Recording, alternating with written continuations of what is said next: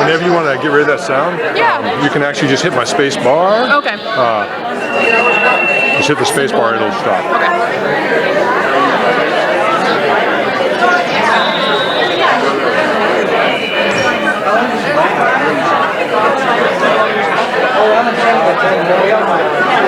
I think we're pretty much here.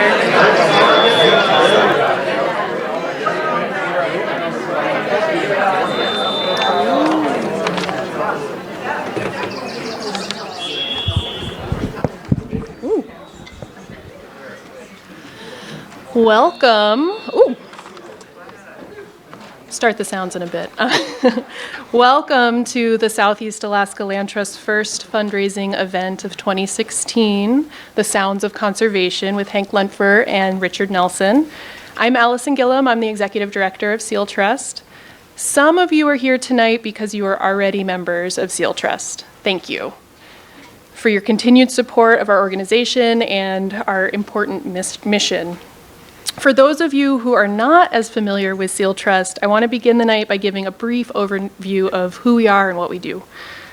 Seal Trust is a private, nonprofit organization dedicated to preserving the natural heritage of Southeast Alaska.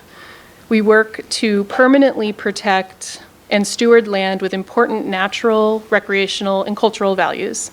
Starting in 1995, this past year was our 20th anniversary, the Seal Trust Board of Directors and staff have worked hard to partner with communities and willing landowners to ensure that vital natural areas throughout Southeast Alaska remain in place for the benefit of each generation. Today, Seal Trust protects and stewards 30 properties, totaling nearly 3,500 acres throughout Southeast Alaska. This includes properties located in Juneau, Haines, Cake, Sitka, Farragut Bay, and Excursion Inlet. This year alone, we protected 2 properties abutting the Mendenhall Wetland State Game Refuge here in Juneau, a fishing access site on Douglas Island, a parcel protecting fish habitat and the Indian River in Sitka located right next to the Alaska Raptor Center. And on December 31st, 2015, we finished a conservation easement protecting a historic homestead site with rare estuary habitat on Admiralty Island. And that property is one that was initially introduced to us nearly 20 years ago. And so it was a really big, exciting project to finish up this year. It's truly been a fantastic year for Seal Trust. And before I introduce the 2 presenters tonight, I want to quickly introduce the 2 other hardworking Seal Trust staff. Mike Heckers, back there. He's our conservation specialist, and Amanda Pilley back there as well. She's our conservation assistant. I also see several current and previous board members and staff in our audience tonight, and I would love it if they would please stand.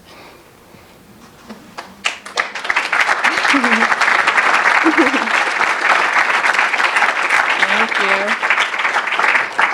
Again, this past year, we celebrated our 20th anniversary, and it's this group, including our many members and supporters, whose hard work, unbelievably hard work, helped to make Seal Trust what it is today. Thank you. If anyone has any questions about our organization, feel free to find one of the staff or board members after the event, and we'd be happy to talk to you more about it. Now on to the presentation. We have 2 wonderful presenters here with us tonight who generously agreed to do this presentation in support of Seal Trust.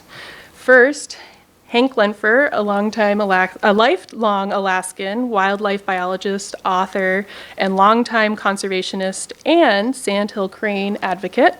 Hank helped to establish a 4,000-acre refuge for sandhill cranes in Gustavus called the Gustavus Forelands Preserve in 2004. In 2011, he published his memoir titled Faith of Cranes, Finding Hope and Family in Alaska. Hank has been working on recording sounds over years, but most recently worked with fellow presenter Richard Nelson on Voices of Glacier Bay, a soundscape project documenting the natural sounds and voices of Glacier Bay National Park. Richard Nelson is a cultural anthropologist and creative nonfiction writer. Richard first came to Alaska in 1961, where he spent several years in Alaskan Native villages. His work has primarily focused on helping to record the cultural traditions and intellectual achievements of the indigenous cultures of Alaska, and more generally, the relationships between people and nature. Richard has written several books, including The Island Within, Heart and Blood, Living with Deer in America, and Patriotism and the American Land. Since 2004, he has been the host of the public radio series Encounters. Richard has spent 50 years listening to the indigenous people and critters of Alaska. I think we're all excited to hear some of the sounds Hank and Richard have brought tonight. Thank you.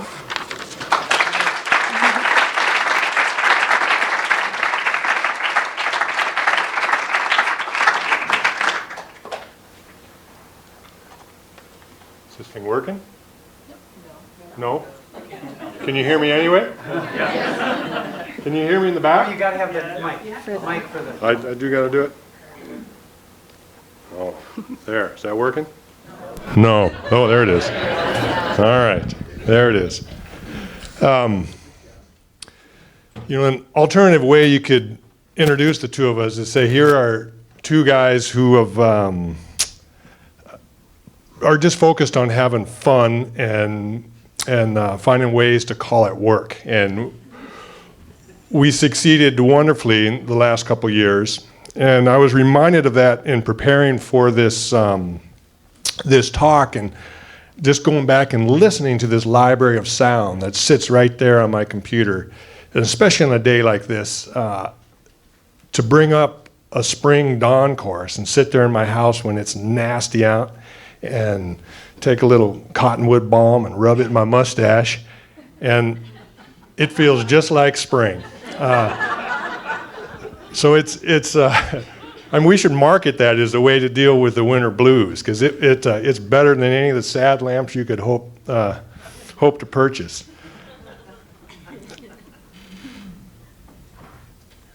So I'm going to jump right into a sound quiz and see how good you guys are at recognizing things.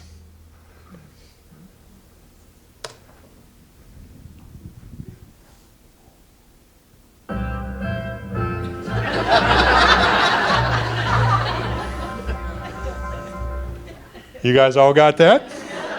All right.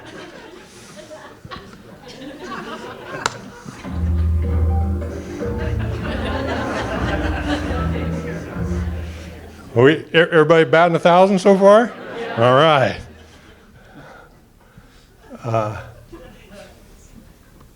So we're going to start out easy and we're going to get hard.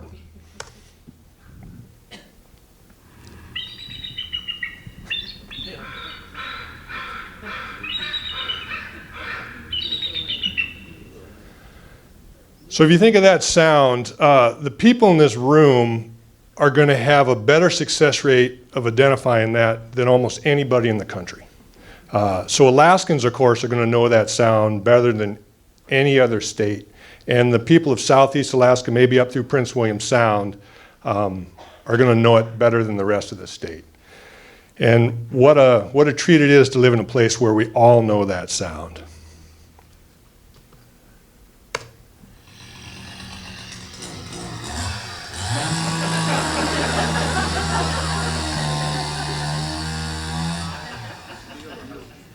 That's right. Is that a steel or a husky? Right? It's an 036, Frank. You need to work on it. Yeah, it is a 20-inch part. You're very good, Frank.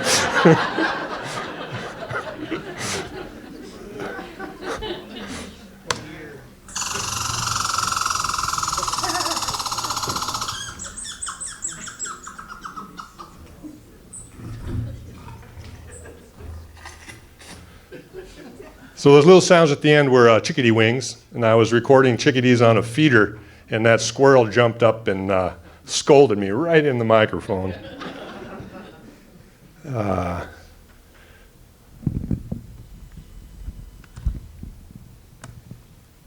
now we're going to get a little bit harder.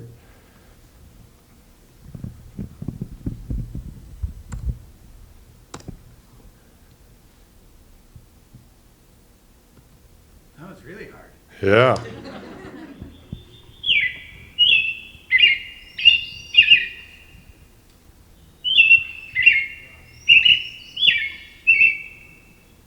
People got that one? American Robin.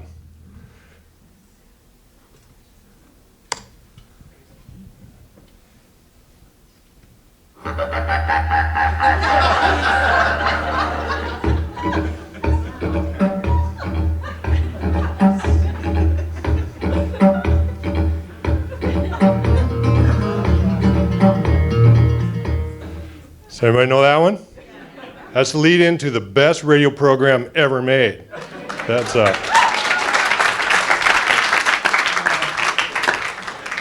What instrument is it? What instrument? yeah, what instrument? Didgeridoo. God, you're not gonna fool these people on anything.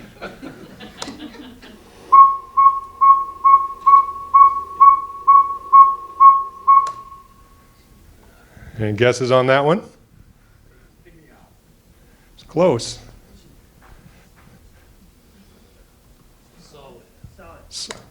That was the saw-whet.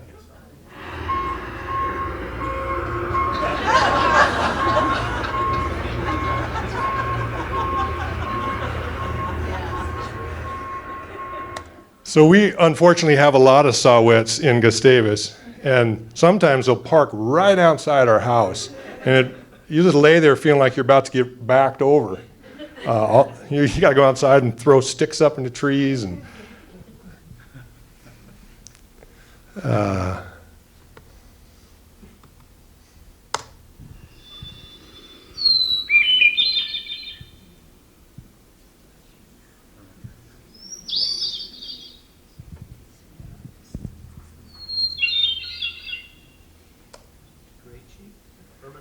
That's a hermit.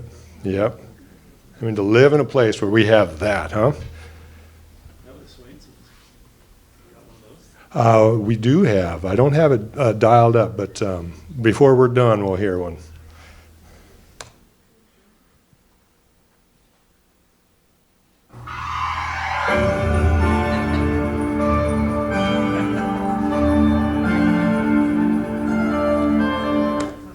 Who knows that one? Talk of Alaska. All right, now we're going to get harder. You guys got all of these so far.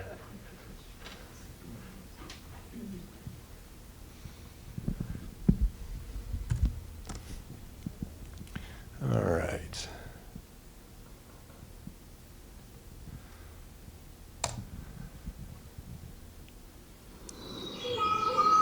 That's the sound I'm after.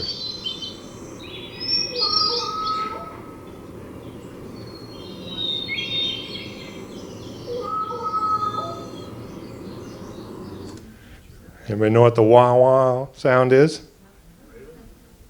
It's close. That's a crow.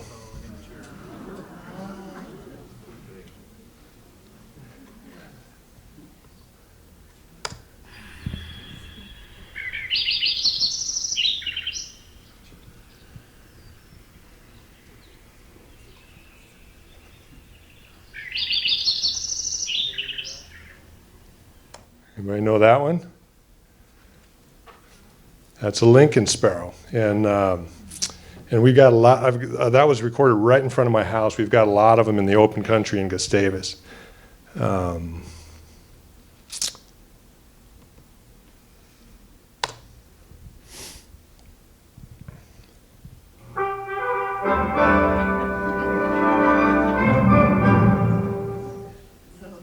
Who knows that one? All right, we moved on to television. All right. And one more from TV.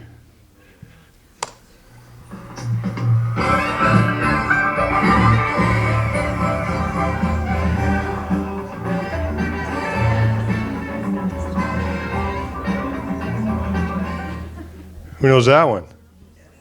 There we go, Saturday Night Live. All right, we got to end with a bird, though.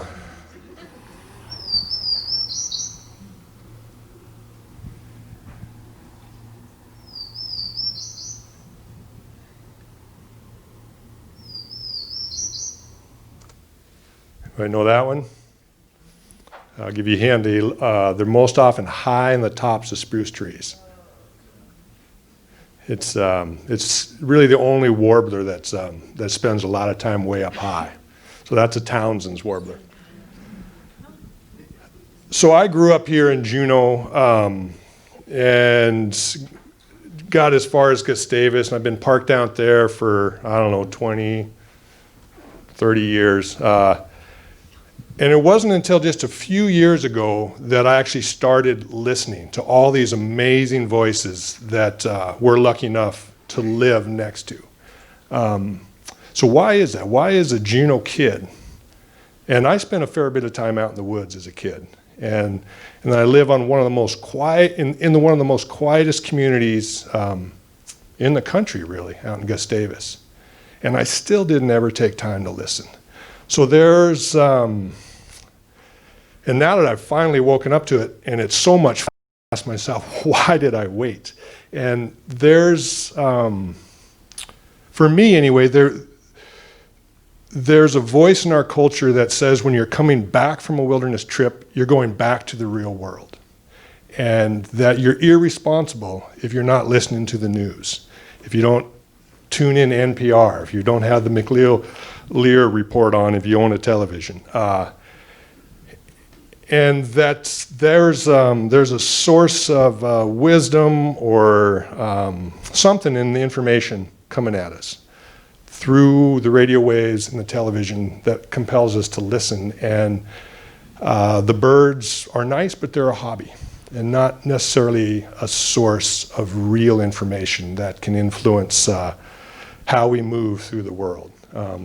So Richard's gonna share some stories from his time with people who had a very different cultural upbringing.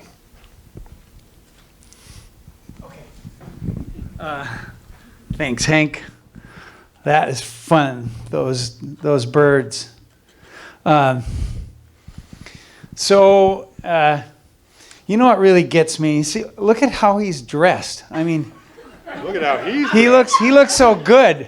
It's very irritating to me. I just want to make clear, I brought along a nice pair of pants. I brought a sweater and a shirt, and then I forgot them in the car. So once again, I have to look completely inferior to Hank Lentfer. You want to say anything about our hair? Now that is way too delicate. See, he doesn't know limits. He does not understand the concept of limits. All right, so what are you doing? I'm dialing up your sounds. Oh, good. Thank you. So I want to, they are. They're popping up here on the screen.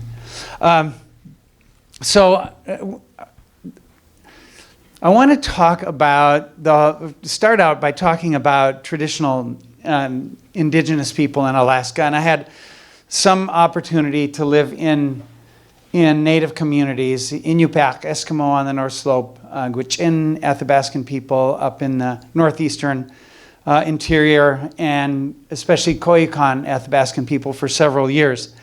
And my work was to learn about their relationship to the natural world and their knowledge of the natural world.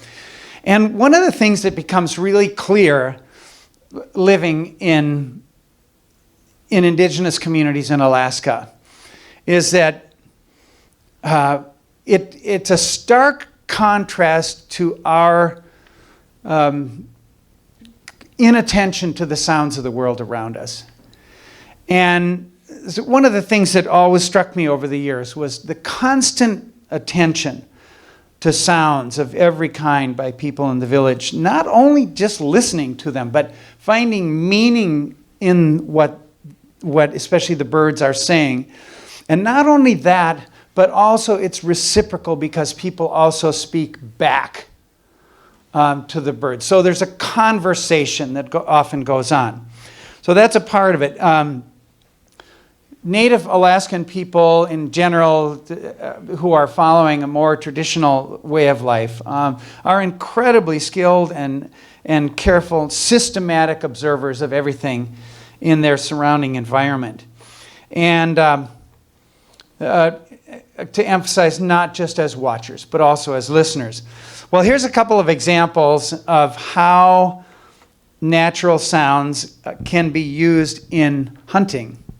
So you got here, this is a big quiz. Maybe somebody here will know what this one is. Ooh, that's loud, huh?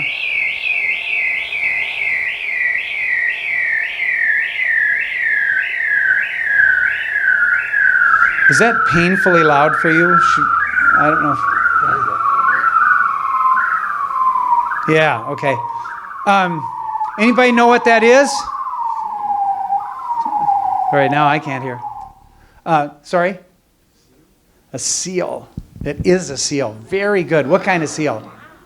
What kind of seal?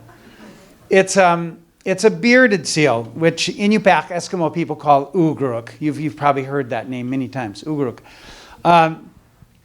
So one of the ways that the bearded seal is a big seal. It can be 7 or 8 feet long, very heavy, 800 pounds, very valuable for their hide and their meat.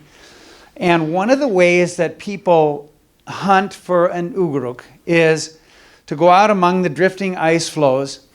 And in traditional times anyway, I never saw people do it, but I think probably some still do. Take the wooden paddle. I guess this is why they're not doing it so much. When I lived there, people were still paddling the umiaks a lot, the skin boats. Hold the blade of the paddle down into the water. Put your ear against it, and you can hear that sound. Now, of course, in this case, it was recorded with a hydrophone, an underwater microphone. But that incredible voice, and that's just an excerpt from one that goes on and on and on, is happening underneath the ocean. I think no matter how you look at the natural world, the more you look at it, the more astonished you have to become that every single millisecond in our universe is just crammed full of miracles. And that is certainly one of them. Okay, oh yeah. Now, in the interior, the people who I spent the most time with are Koyukon Indian people, the villages of Huslia, Hughes, Alakakit on the Kayakuk River, which is the largest tributary of the Yukon, up northwest of Fairbanks. And these people are living in the boreal forest, quite different from the Inupiaq people up there on the Arctic coast.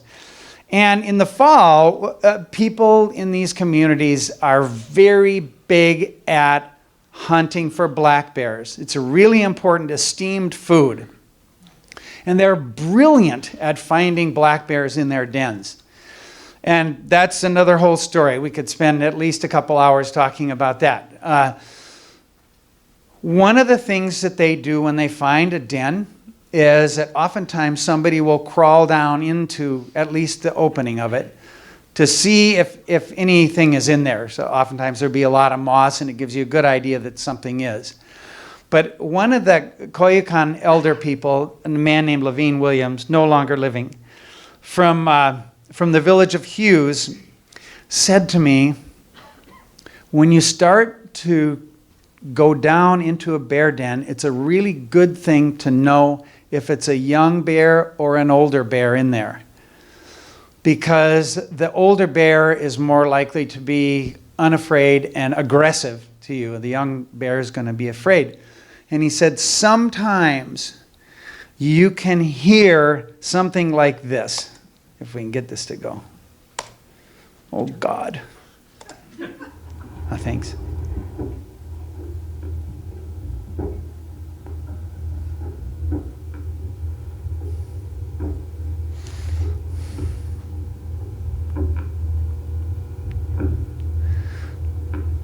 So, you got what that is? Sorry? Heartbeat. That's the heartbeat.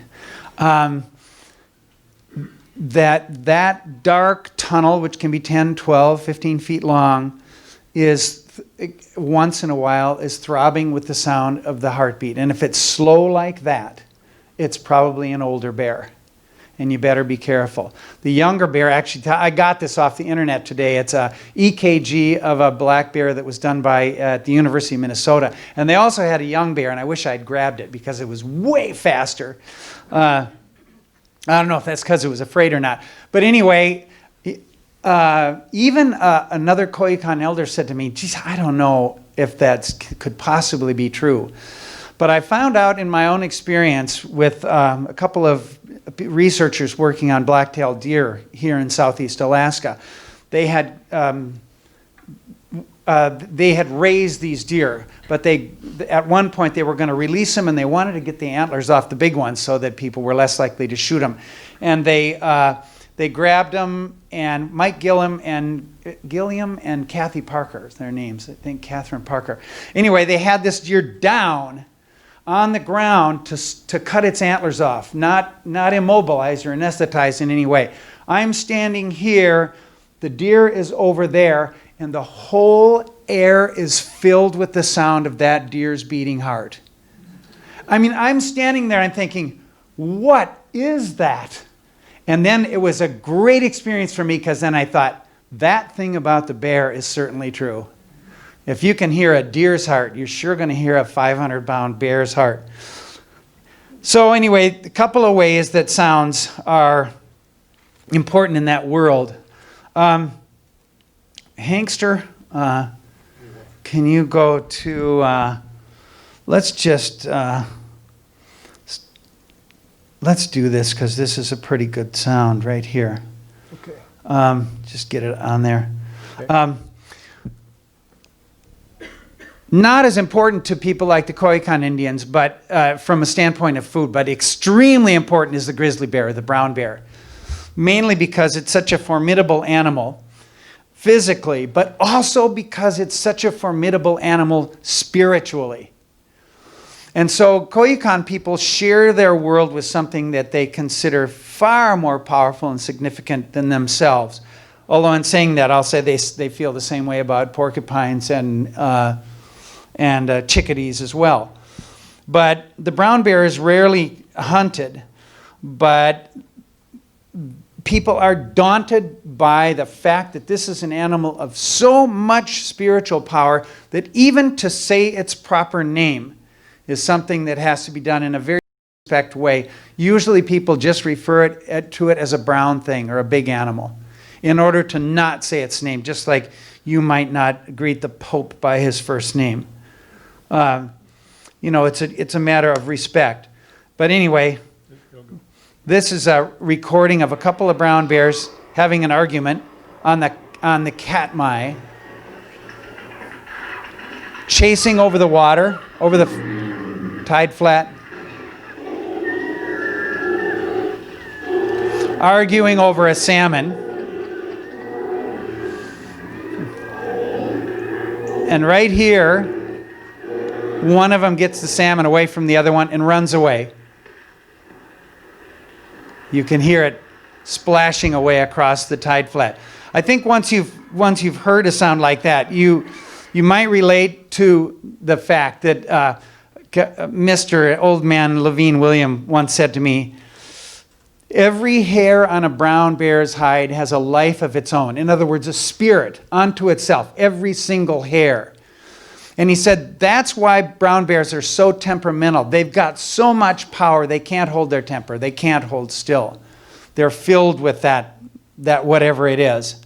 Now, let me just give you a few other examples of animals that are in a very different class from the bears. Everything in nature has this characteristic of spirituality and awareness. It's called Biyiga, it's spirit, and a really powerful spirit is called Biyiga Hulan. And so when Koyukon people move through the world, they're constantly aware that everything is watching them, and that it's incumbent on them as hunters, trappers, gatherers, fishers, whatever they're doing out there, it's extremely important that they're always humble and respectful toward everything. Everything is a greater thing than you are as a human being. So this, I think, to give you a little example, can we get, I don't know why I'm so dependent on Hank here. I think it's because he's dressed up so nicely. That number 5, yeah. Okay, just let's just listen to this bird once. We'll give one call. Okay, you might not recognize that bird because its accent up in the interior is not similar to here. That's a fox sparrow. And interestingly enough, I've never been able to get the proper name of the fox sparrow in the Koyukon language. But it may be tsuk'ah, coming from the word for grandmother. So when the fox sparrow sings, it's saying something. Sitsu sitsi hostagadlariets. Listen again. Sitsu sitsi hostagadlariets. It means my grandmother stuck a bone awl in my ear. Well, it's actually sort of a dark, sinister story in which the grandmother was living with her daughter and the daughter's husband, and she was very jealous of the daughter. And so she killed the daughter by sticking a bone awl into her ear. And the husband came home, and she had disguised herself as the daughter, but she didn't get away with that for very long. And finally, the husband caught on to this problem, I think fairly quickly, and he dispatched the old lady. And when he took her out into dragged her body out into the woods, he came across the body of his wife, which as he found it, she turned into a fox sparrow and flew up singing, Sitsu sitsi hostagadla riets. Grandmother stuck a bone awl in my ear. Has been singing that ever since. So these stories, as beautiful and amusing as they are, as Catherine Atla, my teacher, used to say, these are the Bible for us. These are, in other words, she meant, as she was also a practicing Christian, these are the literal accounting of the beginnings of the world. And they are the place where we go to learn how to arrange ourselves in proper relationship to the world. And so these stories, which are called Kadons Edni, which means from the distant time, it's said, these are ancient stories. They tell you how the world got to be as it is. And what's the proof? Listen to the fox sparrow. Listen to the other birds singing the songs that come from the stories of Kadons Edni. That's how we know what they are. Let me see. We'll get Vanna White over here. It's one of the very few things I know from television. What the hell do you want? I want to get this one right here. Do you know who Vanna White is? Do you? I've heard about Vanna White. I think she pranced around on stage wearing very low clothes and gave stuff to people. Am I right about that? See? Okay, here's a bird. A lot of you will know this bird. Do you know? Yeah? Yellowlegs, right. This is actually a lesser yellowlegs. I think we have more greater yellowlegs down here, right? This is up in the interior, up in the Brooks Range. Okay, this bird, when it does this, it's usually alarmed because you and I are there or something, or it could be like I've seen them do it for deer around here. So it's a big, tall, long-legged shorebird, beautiful thing, and they have this incredibly, and after a while, it becomes a very obnoxious call because they just keep doing it and doing it and doing it. And Koyukon people say the bird is saying, siyit, siyit, siyit, siyit, siyit, siyit, siyit, siyit, like that. Siyit means my breath. Okay? So this bird is monotonously repeating my breath. And the story is that if you want to know if you're going to have a long life or a short life, when the bird is doing this, you yell, "Siyit!" at it. And if it keeps going for a long time, you're going to have a long life. But if it goes for a short time, and Catherine Atla said to me, "Why would you ever ask it?" So I don't want to know that. But these, I just want to emphasize these things are taken pretty seriously. Pretty soon, yeah. We'll just do. Let's do this one right here. Yeah, Yeah, let's just let you listen to that for a minute. Oh, come on. Okay. You might not know this bird.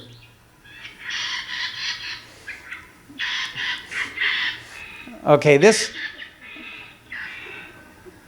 is all one. This is a couple of little birds. These are young northern shrikes, and they're not common, but you see them up north in that country. They're called Tsinokit, and they chatter like that. They're very loquacious. Okay, we were out. There's a series of documentary films that I helped out with called Make Prayers to the Raven. And there's one half-hour program called Grandpa Joe's Country. And you can see this scene where Grandpa Joe Beatus from Hughes is out in a muskeg, and he's looking for moose, and he hears this sound, this chattering shrike. And he doesn't know what bird it is. Now, would you or I be disconcerted if we saw a bird and we didn't know what it was? We'd be amazed if we did know what it was. So Grandpa Joe, and you can see it on the film, him looking up at this bird. What is this bird? What is going on? What is this unknown animal that's talking to me? This seems a little dangerous. And he gets his binoculars and he's looking at this and he starts talking to this bird. And he says, whoever you are, please, I hope you'll keep us safe. And he said, and then he waited, and then he said, and surround your grandchildren, that is us, you and me, and surround your grandchildren in a circle of safety. So here's a man seeing a bird he doesn't know. His first impulse is to speak to it. He listens to it, doesn't understand it, speaks to it, and addresses it as my grandparent. In other words, you are greater than I in relationship grandparent to grandchild, and asks it to keep people safe. How different is that from the world that you and I live in? How profoundly upside down different is that? And I ask you, which one makes the most sense? If you want to be a species, a community of humans that persists for a good long time on the earth, which one makes the most sense? Hey, what the hell bird is that? Where's my 22? Or addressing it as your grandparent and asking it to protect you. There is so much more to this way of looking at the world and this way of listening to the world. Okay, I want to do one more little thing. Let's just do this one. This is a human sound, and this was recorded by Hank last October in the village of Wainwright, where I had lived 50 years ago. And we went back together, and we visited the man who was one of my main teachers and my neighbor, named Wayne Tagaruk Bodfish. And Tagaruk had always sung this little song, and I asked him to sing it again. Now, he was in his, 30s. He's 85 now or something. So here he is, the song, and then I'll tell you about it. Okay.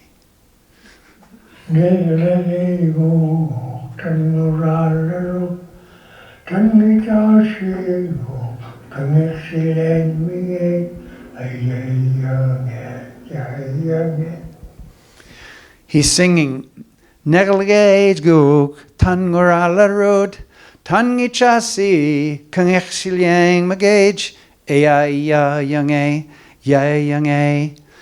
He's saying the Negalik, the black brant goose, speaks English, but the white people can't understand it. And that's another one that I think says way more than just the story. And the Negalik speaks English, but we English speakers can't understand it. Anyway, there's more to say. I'm going to move this table before Nels trips over it.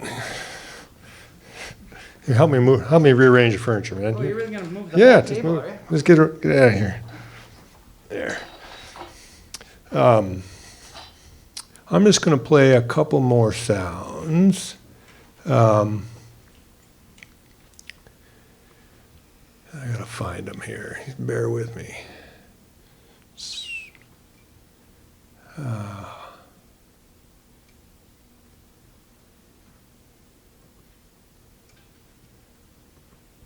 So this is a sound that I didn't hear growing up here in Juneau, and it first really came into my awareness as I was literally nailing the last couple boards onto our home in Gustavus, and I was trying to beat the fall rains. It was mid-September, and these birds flew over, and I almost fell off the roof.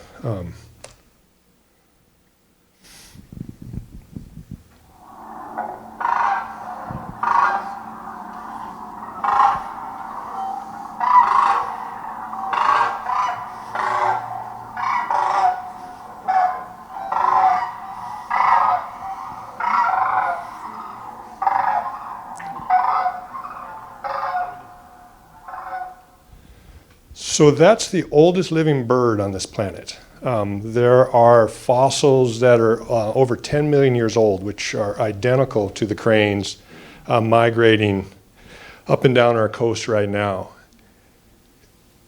And I heard that sound, and it came back in the spring, came back in the fall, came back in the spring, came back in the fall. And I was finally compelled to learn a little bit about this bird. And the more I learned, the more fascinated I became. And then I realized that some of my neighbors that have been there longer than I have, Greg Strevler and Morgan DeBure, have been listening to that sound, and they were inspired to lobby the state and get a critical habitat area set up.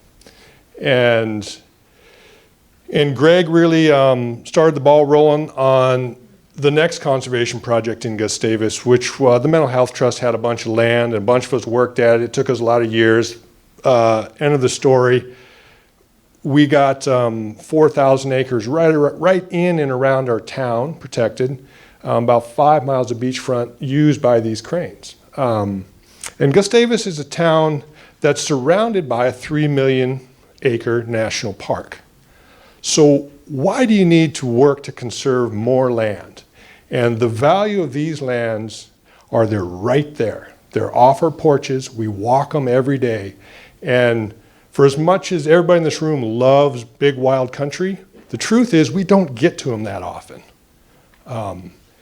And the people of Gustavus get to this land every single day simply by walking out their door and listening.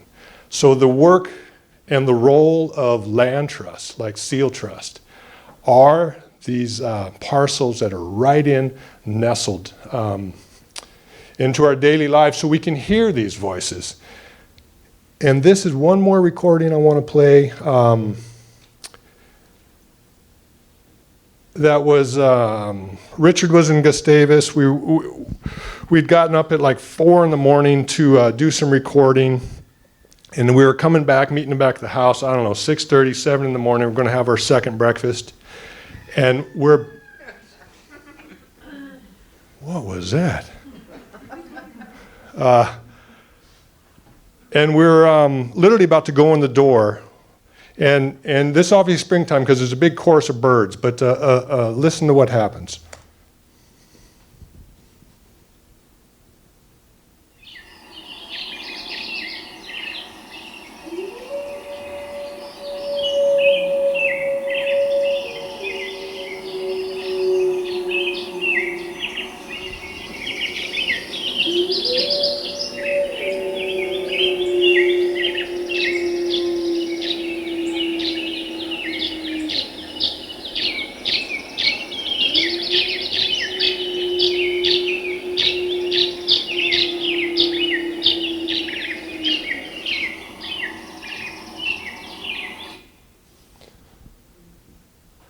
So there's wolves up in Glacier Bay. We've had a great time going up and listening to them and watching them.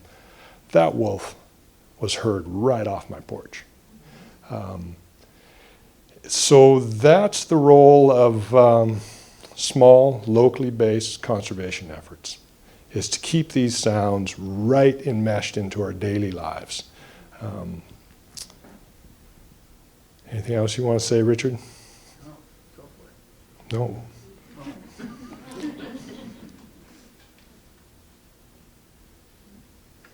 You got other sounds? Yeah. Oh, yeah. Oh, I thought you were joking. I thought you were going to. Usually when he tells me to say something, he's joking. He doesn't really mean it. So, all right, just a couple more things. Let me see where I'm at here.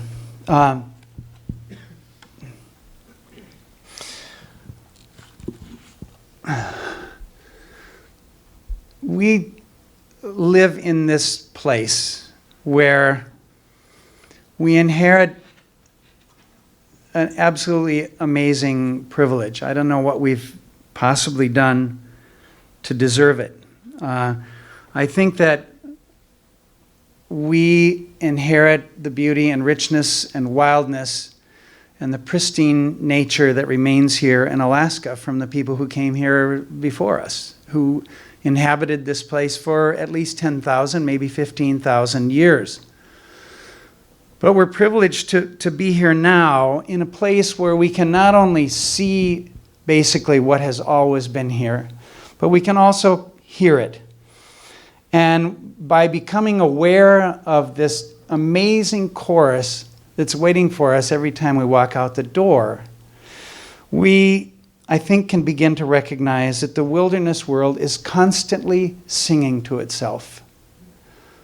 And in Alaska, we still have a lot of those voices that have disappeared in other places.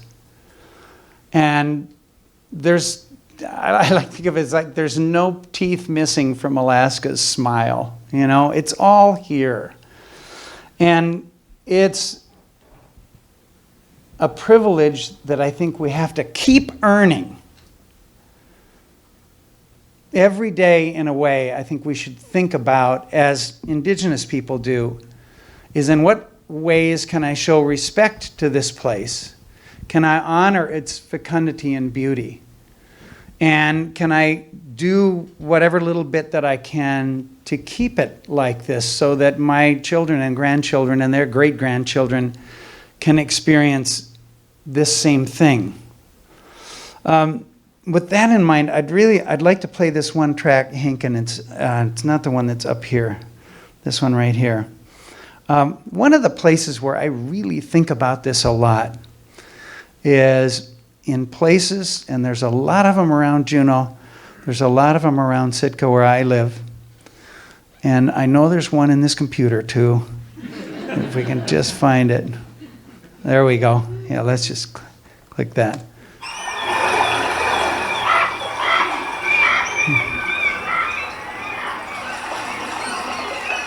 So, I mean, where would you guess this is? It's a salmon stream.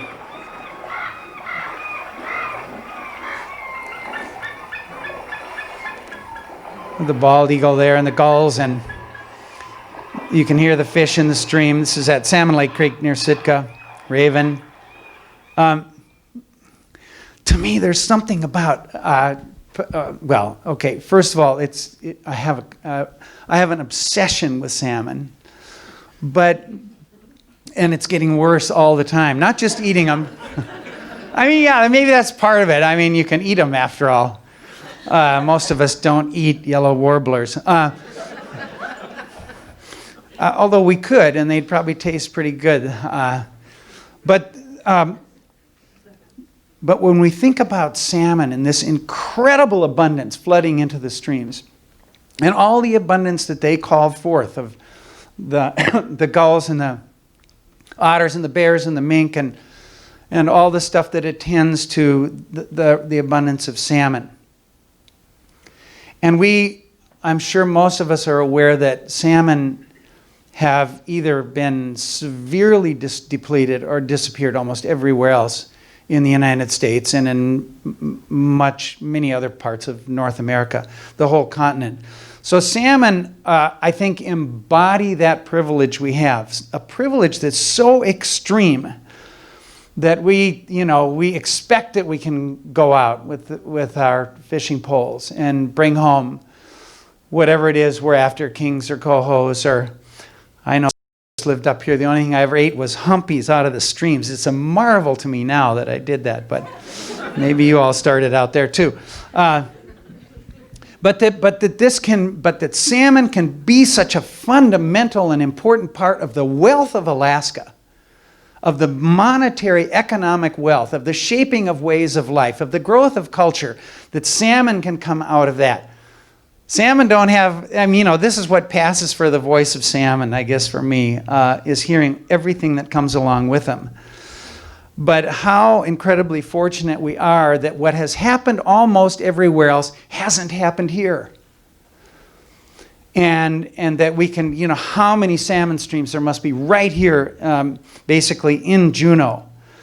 So salmon, I think, embody something that is powerful and special, and that absolutely commands us to do everything we possibly can not to go the same route that the rest of the world has gone with respect to salmon. So I really wanted to play that to make sure we had a chance to think a little bit about that one. Now, the other thing I want to talk about is, in this regard, is this phenomenal diversity and abundance, this rich, pristine world, this continuation of the original creation that we have here in Alaska. So little diminished and so little defaced as it is something that I guess should get us thinking about how do we keep it going. And one of the ways we've kept it going is through something truly remarkable. That's the American tradition, and now many other parts of the world as well, of public land. This is a really good time to think about public land because of the story that's coming out from Eastern Oregon, the Malheur National Wildlife Refuge. I listened to the guy, the very nice sounding guy, well armed though he may be, saying, we have come here to take over the headquarters of the Malheur National Wildlife Refuge on behalf of the people. Am I quoting him correctly? That's what I heard him say. We think this land should be for the people. And I'm sitting there thinking, that every single American owns the Malheur National Wildlife Refuge. Every single American owns Glacier Bay. Every single American owns the Tongass National Forest and Denali National Park and Gates of the Arctic and Yellowstone and all the rest. Every single one of us. And I can't think of another achievement of American democracy that is more profound and significant than to say we are going to set aside parts of the original American earth and keep it the way it has always been. And this, if I understand, is a significant part of what Seal Trust is about too. Is letting us keep pieces of land as they've always been, so that the salmon can keep running and the wolves can keep howling and the bears can keep arguing with each other or whatever they want to do. Private land is the ultimate lockup. I can't begin to say how exhausted I am at hearing the Alaska, sorry to say, this is the only disparaging thing I'm going to say tonight. The Alaska delegation over decades saying public land is a lockup. It is the absolute opposite of a lockup. The gates are locked open.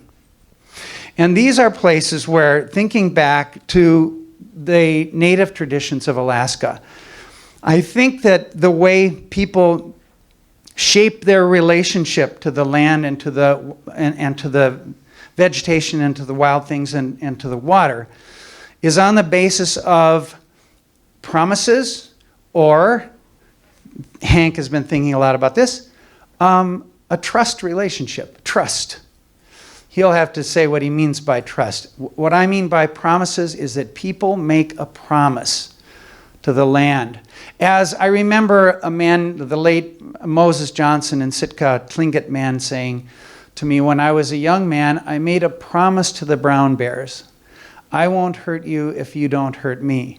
And he said, I lived my whole life that way, and I never had any problems. And I thought that's a good idea and made the same promise myself. I never have been a brown bear hunter, but still. And then I think take that same promise and think about what Austin Hammond, Tlingit elder late of Haynes said. If you take care of the land will take care of you. So I think that a lot of what we're working on today is promises.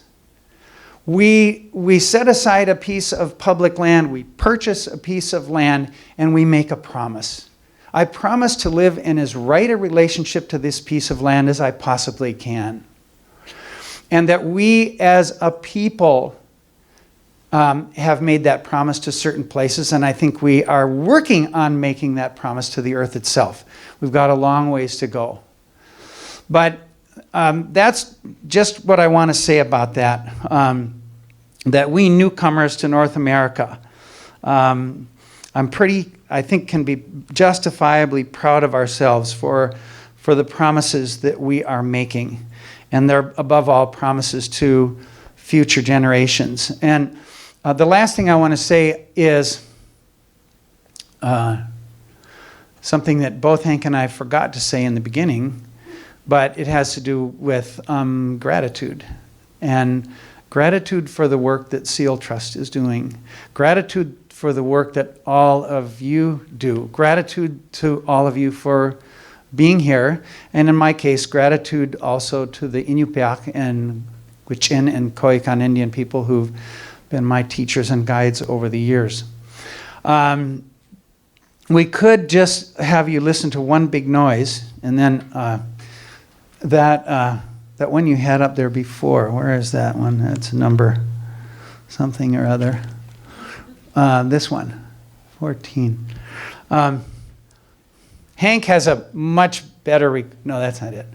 That don't look right. That don't look right to me. Oh, yeah. Hank has the most incredible recording of these animals, but this one's not too bad. You'll know what this is in about a half a second. You already know now, don't you?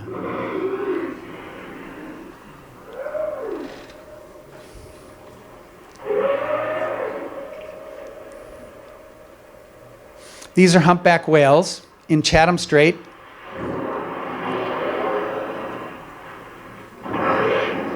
Coming straight at my little inflatable.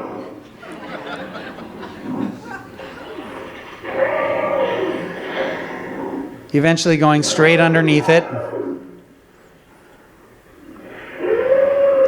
And I think that, let's see what this is. Oh, for emphasis, doing some lobtailing.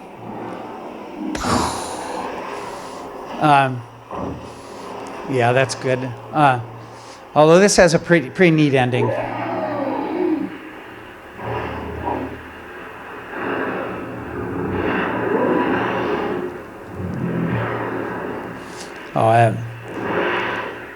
So, it's just the most charismatic and mega of all the megafauna, and it's probably a good voice to finish off with.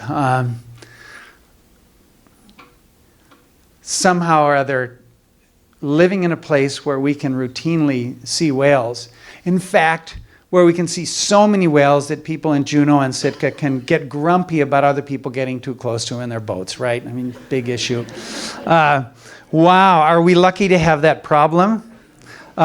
Anyway, I think that's, do you want to see? One more thought.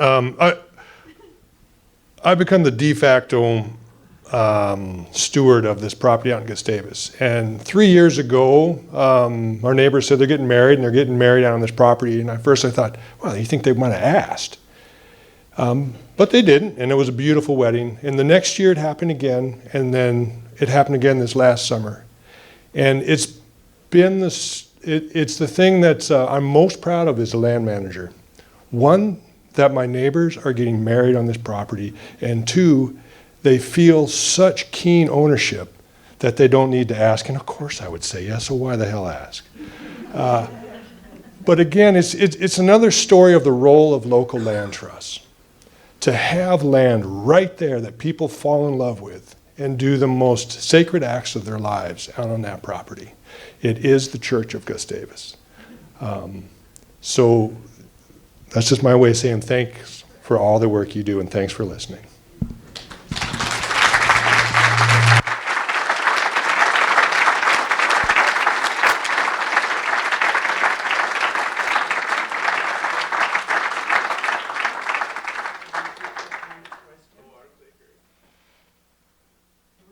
Does any of you guys have any interest in asking questions or comments or? And feel free to get up and go. But if people want to stick around, we're happy to ask questions and keep talking.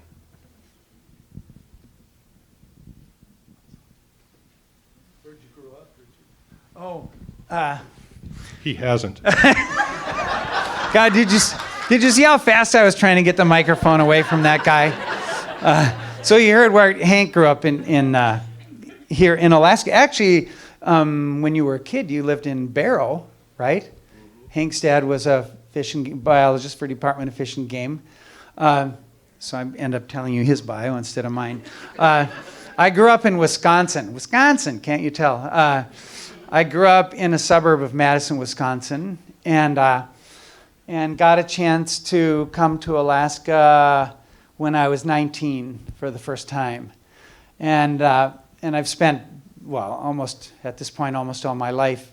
And when Hank and I went back to, maybe I mentioned, I can't remember, when we went back to the village of Wainwright, it was the 50th anniversary of my living there, which says, which gives you an idea that I'm pretty much of a fossil. Yeah, but I came originally from Wisconsin, and I still feel a great love for that part of the world. Yeah. What's the best season, the best times to see the sandhills in Davis? The fall migration is way more predictable than the spring. So the best time is fall. Peak migration is usually around the 15th of September. So in the spring, if they got good weather, sometimes they'll just skip right over us. But in the fall, they've got the young ones on board, and the young ones can't do these 500-mile jumps. So they've got to stop and set down. So they'll pile in, and on the best years, you'll get a lift off with like 10,000 birds coming up. So they tend to pile in with bad weather, and then when a day opens up somewhat clear, you know that's going to be the day, because they're kind of a cross between a red tail and a goose, but they can ride thermals, and so they about 10:30 in the morning on a sunny day, just when the land starts heating up, they'll start lifting. And lift and lift, and you can just, they make thermals visible because they just circle, and when they get to the top of the thermal, they get into those V's and just start heading out. So your best bet is on a sunny day somewhere in the middle of September. And they fly, you get them right, there are a lot of them fly right through town, right? Yeah, you can see them flying middle of town. You can be on the swing set at school and seeing. But out on the west edge of town is the best place.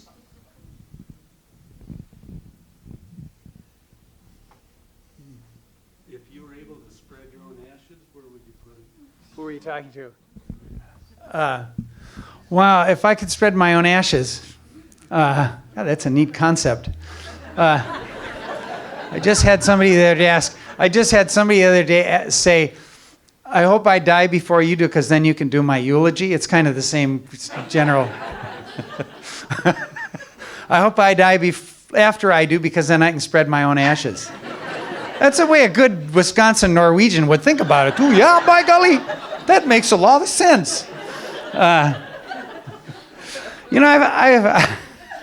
As you get deeper into your fossilhood, you do tend to think more and more about that kind of stuff.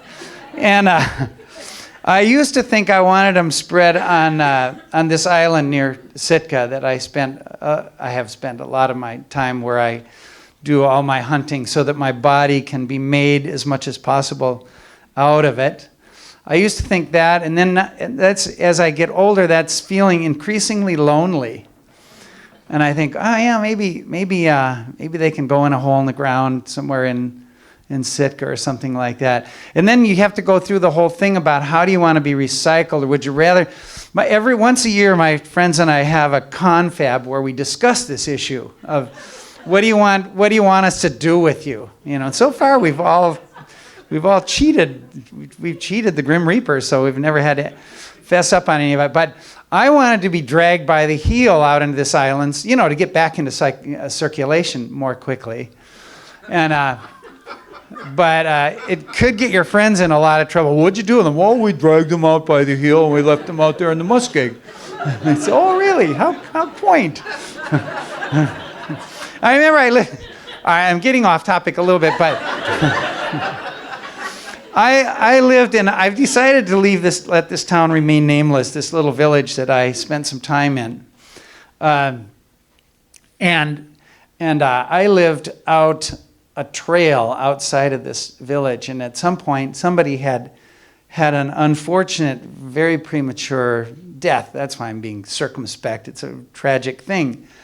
And the burial place of that person was right next to this trail. And this little town being what it was, you know, it wasn't done according to all the, whatever the rules are. You have to be inside concrete and then some, yeah, I mean, it's incredible, isn't it, how hard we try not to get recycled.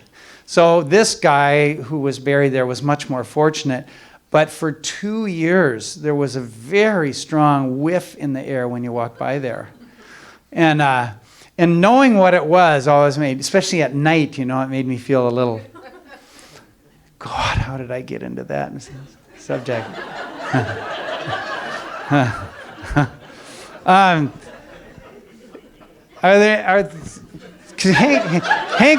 Hank can answer the next one.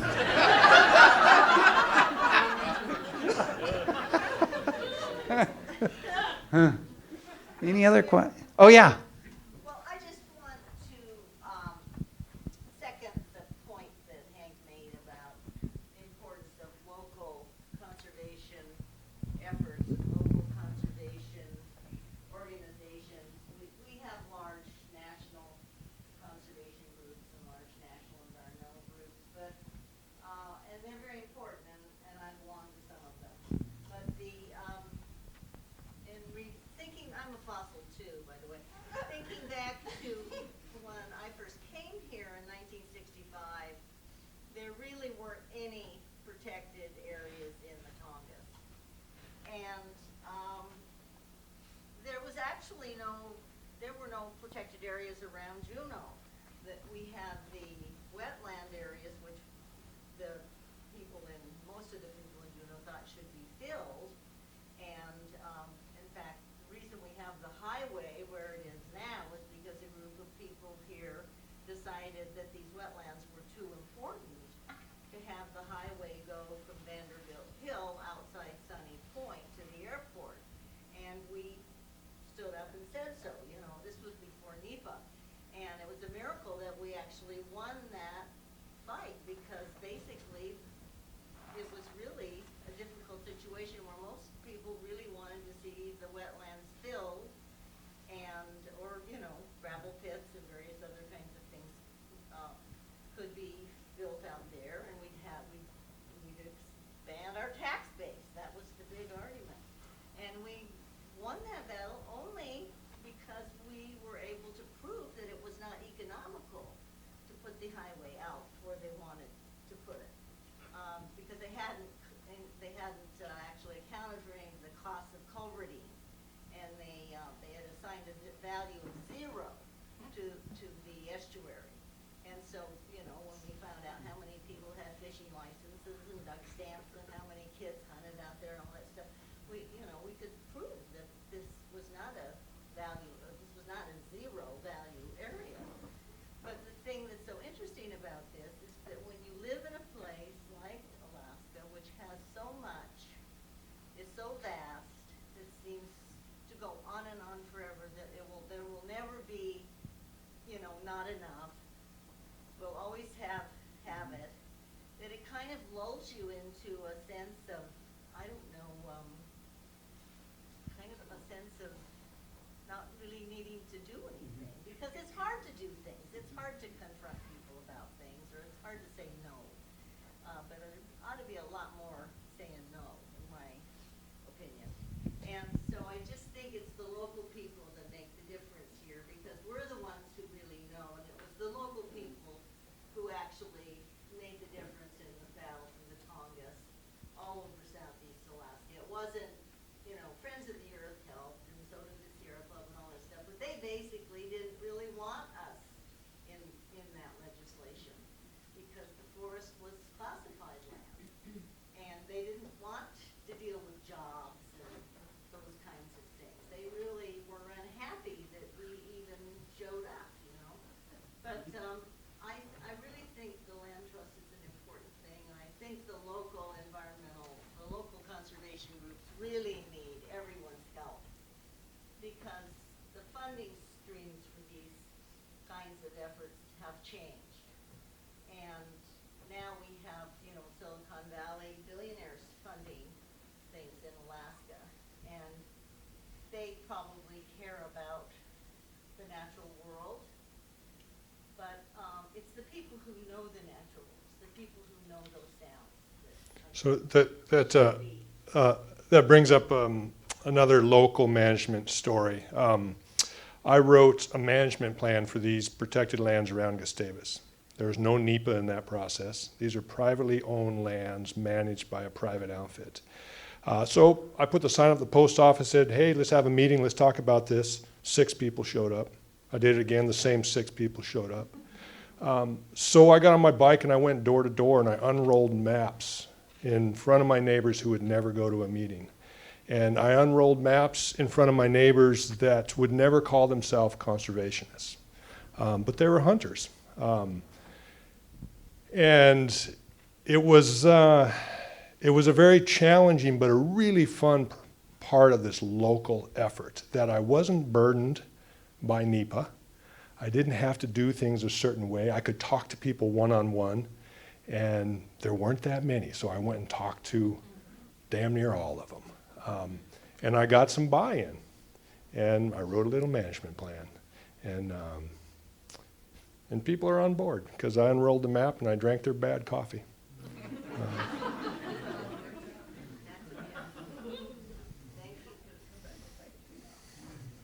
I just want to say one thing, too. I mean, one thing about this guy is, I think Anya would agree, is tremendously under-describing what he did. I mean, it was a effort, and it makes me want to say that he had a lot of help. He'd be the first to say it, but it is a story that shows you how much one incredibly committed and skilled, socially skilled person can accomplish. This Gustavus story, and I think that there's a certain measure of heroism that Hank wouldn't own up to or allow. The other thing I want to say is, thinking about this thing of one little piece at a time brings to mind salmon. I don't know how many of you have read David Montgomery's book, King of Fish. If you haven't read King of Fish, and you have the least interest or connection with salmon, that book is phenomenal. It's a 1,000-year history of salmon, and in a real sense, it's a 1,000-year tragedy of what we have done to salmon in the Atlantic, in the both sides of the Atlantic and in the Pacific, and